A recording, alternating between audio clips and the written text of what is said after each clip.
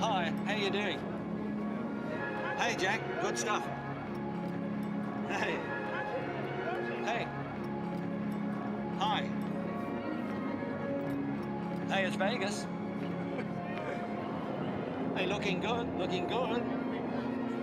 Hi. Hi. This is amazing. This is just amazing. It's a typical Vegas night. The city's alive. This is a city that never sleeps. You know, they've got the pyramids over here. You've got the Eiffel Tower over there. And right around the corner, you're in Venice. They're all fakes, of course. Genuinely fake.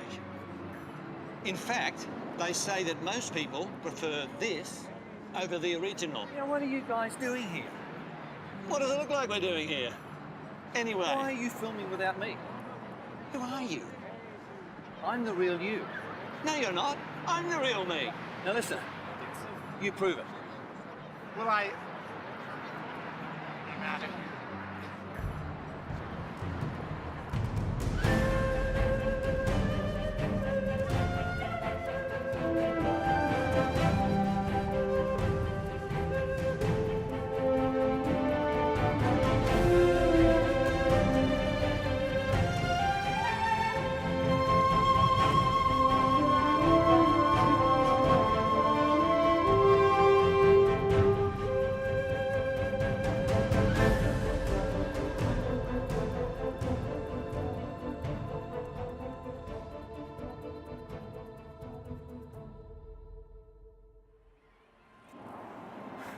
You know, there are so many impersonators here in Vegas. Even Elvis is alive. In fact, several of him. But none is the real king. Not even the one across the road here in the Viva Las Vegas chapel. And they tell me that he's the very best Elvis in town.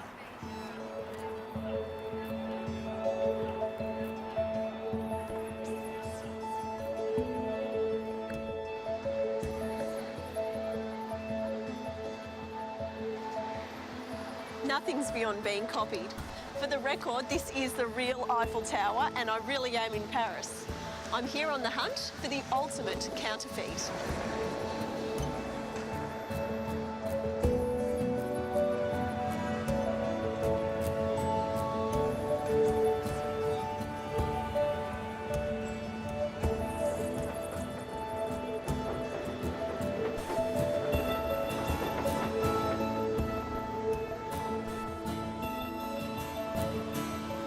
You've got to be on the lookout for counterfeits. They're everywhere. From clothes to perfume, cars, toys, even food, if you can believe that.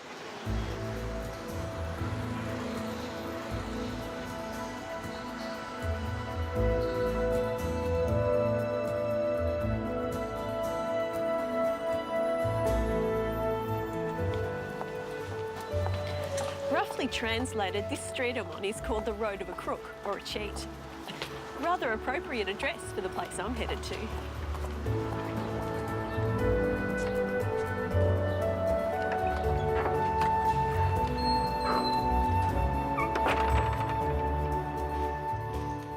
The business of counterfeiting has been around for a really long time.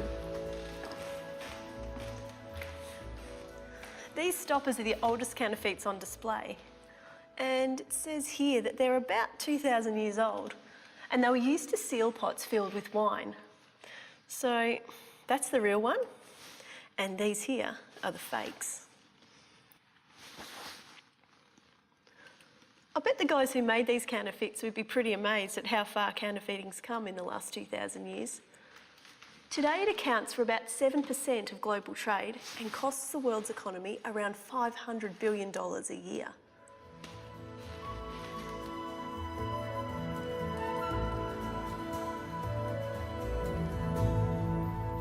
How did you come across the counterfeits in the sense of what you have on display here? Do people donate them, or are they things that you've personally come across? It's seizures. Seizures from the legal European authorities. It does belong to the French legal system who lent it to us. It's in some cases, like this painting, this false Matisse painting over there, people are trying to sell this for hundreds of thousands of dollars. So, Philip, why a museum on counterfeit? Well, basically it's to educate the consumer, because this museum is obviously open to the public. It's also to show them that we don't only have, that counterfeiting is not only about luxury goods, which was perhaps the case 30 years ago, but it's also about all kinds of industries, pharmaceutical industries, obviously pharmaceutical drugs, automobile parts, DVDs, every kind of product. So, what is a counterfeiter's motivation? Well, I think it's pretty simple with respect to the counterfeiters' goals. It's about earning money. I mean, it's just doing everything what they can to earn a maximum profit with investing a minimum. So, Philip, what's your advice for consumers? How do they spot a fake? There is no miracle solution, because you have so many counterfeits in so many different areas of products that there is no miracle solution. However, I think common sense is usually a good way to spot a counterfeit. There is no miracle deal for the latest fashion bag at 40% discount. If you see a low price, which is not normal, if you spot a product and you find that the quality is perhaps not totally right, if the packaging is not looking good, or if you buy, in a place where you should not find this brand, like in a dark alley in Bangkok, or in the trunk of a car, which is not usually where you would find these products, then you need to ask yourself questions.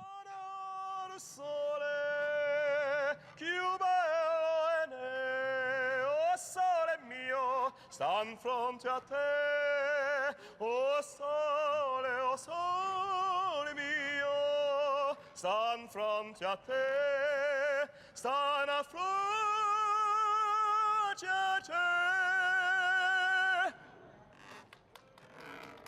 If something is copied, it implies it's of value. You would counterfeit a $50 note, but you're not going to copy a discarded cigarette butt.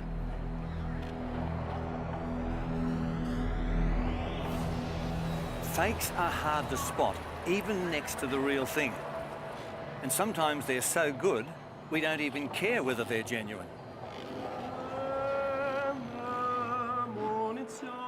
Like a big pizza pie, that's amore, that's amore. When the world seems to shine like you've had too much wine, that's amore.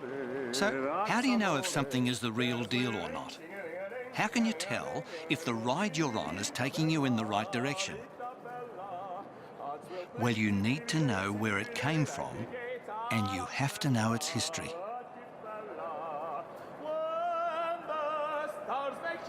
Just like pasta basul, that's amore.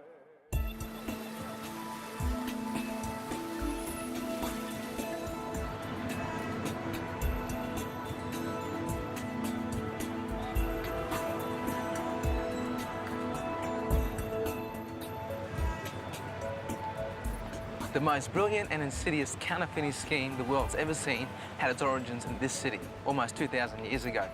The remains are all around me, if you know where to look.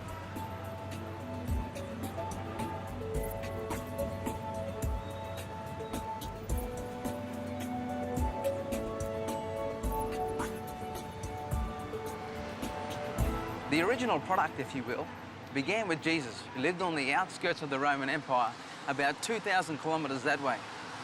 The message of Jesus and his original church was absolutely mind-blowing. It spread out across the empire like wildfire. Some said Jesus' followers turned the world upside down. The teachings of Jesus remained unchanged until Christianity came here, to Rome.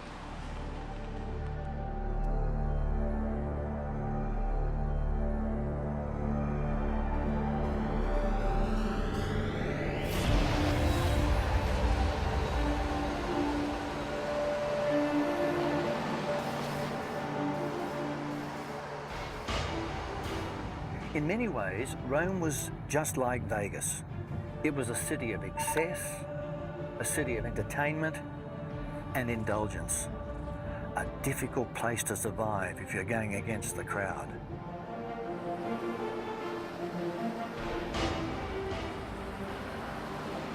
When the Christians first came to Rome, they stuck out like a sore thumb.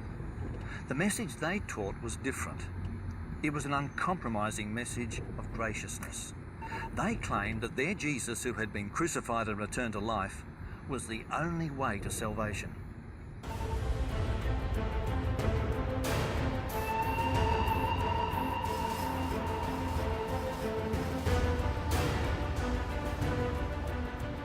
It's said that when Rome burned in AD 64, Emperor Nero was the culprit.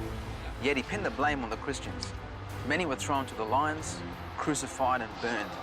It was dangerous to be a Christian in Rome, but it was even more dangerous to be a Jew.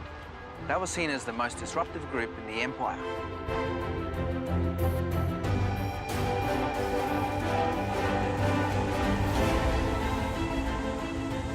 The Romans lumped the Christians in with the Jews. After all, Jesus was a Jew. The Bible was written by Jews. Their leaders were Jews, and they kept the same day of worship as the Jews. You can see the problem. If you do the same things, you must be the same people, right?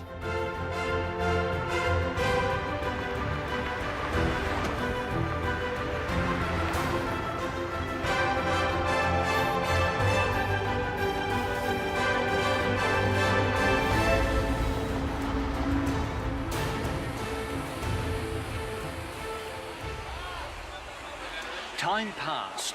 Under waves of persecution, the Christians in Rome began to soften their message. What's the use in dying for what you believe when you can stay alive and do good? They also found a way to distinguish themselves from the Jews. One of the most visible marks of being Jewish was Sabbath worship. The Jews wouldn't work on Saturday the Sabbath. Instead, they worshipped in their synagogues. The Christians in Rome said, what better way to separate ourselves from the Jews than by meeting on a different day?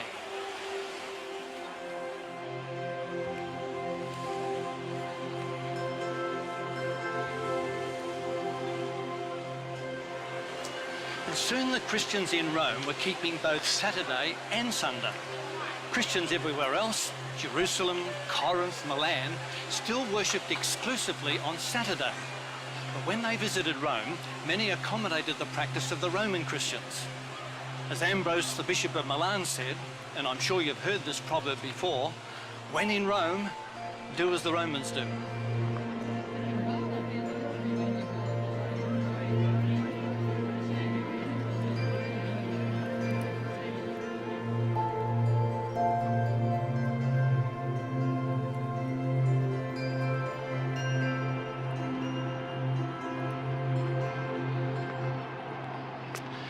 By the 3rd century, the Roman Empire had lots of gods and lots of religions. But the most important god was Sol Invictus, the sun god. Enter Constantine in the early 300s. He's hailed as the first Christian Roman emperor, and this arch here commemorates his rule. Constantine had a problem. He had the pagans over here on the left worshipping the sun, and the Christians over here on the right worshipping God. And he was stuck in the middle trying to bring them all together. So with two polar opposites, what was Constantine to do? Well, he had a plan.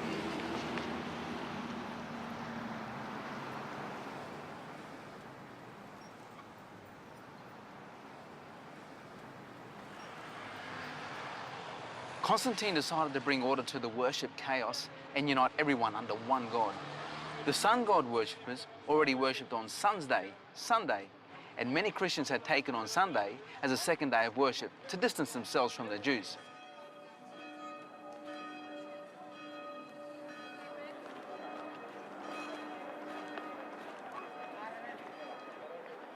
So being the supreme politician that he was, Constantine saw an opportunity to unite both factions through Sunday.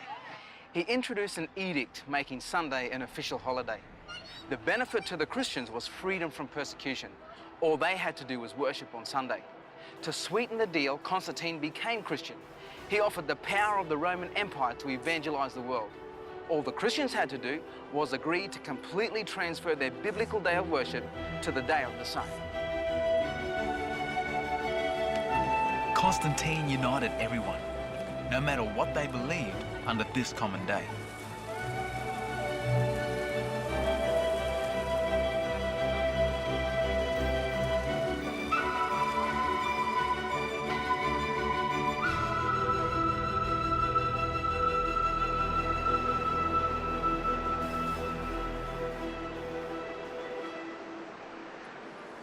Inch by inch, the original world-changing message of Jesus was replaced with a cheap, palatable and politically correct message. Christianity was now the official state religion. Pagan temples were rededicated as churches. Christian holidays were piggybacked onto pagan festivals. And even statues of pagan gods were reclaimed as Christian saints. For centuries, millions of devoted pilgrims have come to kiss the feet of the statue of St. Peter. His stone toes have all but worn away. But is this really a statue of Peter? To find out, we have to go 7 kilometres northeast of where we are now.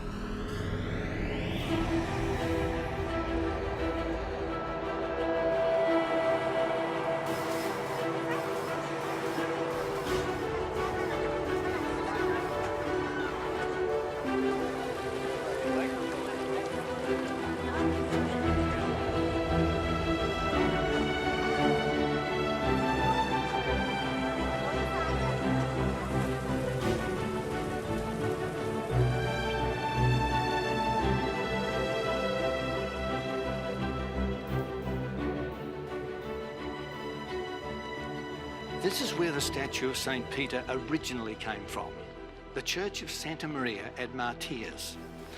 Except it wasn't always a church. It was originally a pantheon, a temple dedicated to all the gods, Neptune, Pluto, Apollo, Mars, and many more. In 609 AD, the Byzantine Emperor Phocas gave this temple to Pope Boniface IV, who converted it into a church. The stone gods were simply rededicated and renamed as Christian heroes. Most of them today are in the Vatican Museum, but the greatest statue of them all, the idol of the god Jupiter, became St. Peter. Nowadays, it's hard to tell what belongs to genuine Christianity and what doesn't.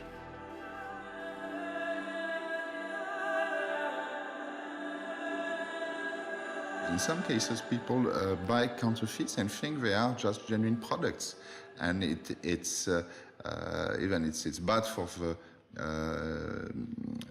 the genuine companies, because obviously it does hurt their image. So Philip, tell me, what's your interest in counterfeit? Obviously, there is an economical and professional one. Counterfeiting harms the family business, the company, my company, the Lacoste company, the little polo with a small alligator on it. It does endanger the company, the community, but there is also a more personal interest. You know, it's my name that is on these shirts. It's the creation of my grandfather. It's my grandfather's legacy. And when I see a counterfeit shirt, for me it's an insult to the memory, to the legacy of my grandfather. Tell me a bit more about that, what it's meant for the reputation of the Lacoste name. I mean, the reputation of the Lacoste name is a good one, thanks God. But it's just counterfeiting endangers your name. It does impact your name. How can I say? It banalizes your product. It's something that obviously impacts your economical activity. But it is also something, as I said before, which personally I find hurtful.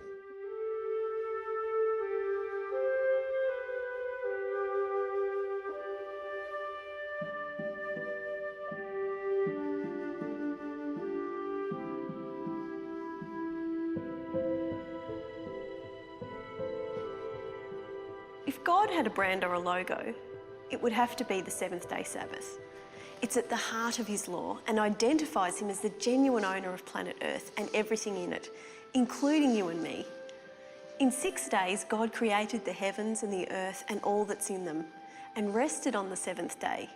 Not a seventh, but the seventh, Saturday, the Sabbath. The Bible says that God set up the Sabbath as a sign, a symbol, just like a brand. It encapsulates the ethos of God's company, rest for the soul, trusting in God to look after us. The whole idea of being a friend of God instead of a robot.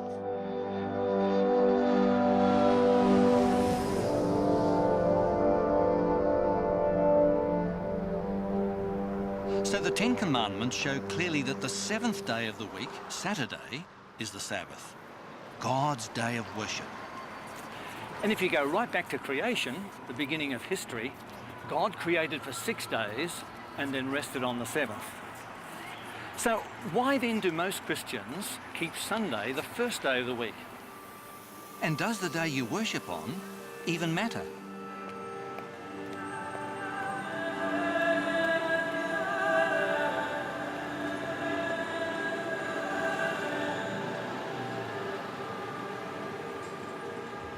Well, let's look at what Jesus did.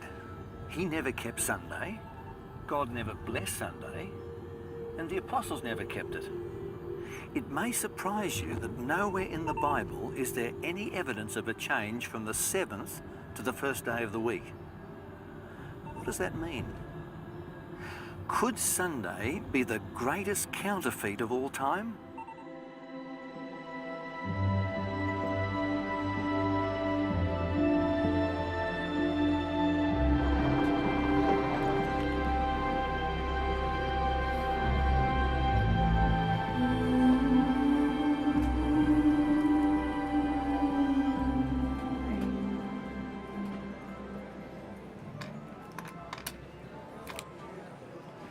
When referring to counterfeit money, the Reserve Bank of Australia makes this observation.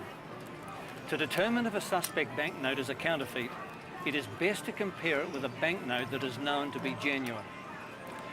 That's an important principle. The best way to spot a fake is to compare it with the real thing.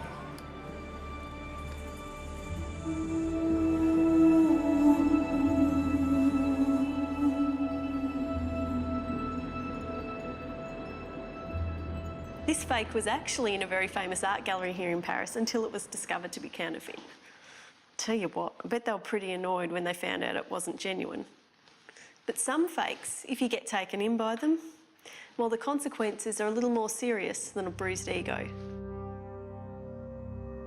For the consumer, it can often be very dangerous. I mean, when you are speaking of automobile parts which are of a lower quality, when you are speaking of drugs which can even have dangerous elements, components in them, it can have an impact which endangers life. You had, as an example, a counterfeited milk for babies, powder milk, which killed around 200 babies, and which made quite a lot of us ill.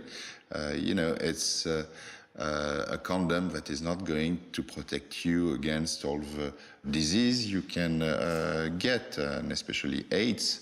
This is the kind of dangers you can face with counterfeits. The most dangerous counterfeits are the life-threatening ones. If you get taken in by fake car parts, it could kill you. But if you get duped by a counterfeit religion, well, that has eternal consequences. I know many good Christian people who go to church every Sunday, totally unaware that they've been taken in by a counterfeit.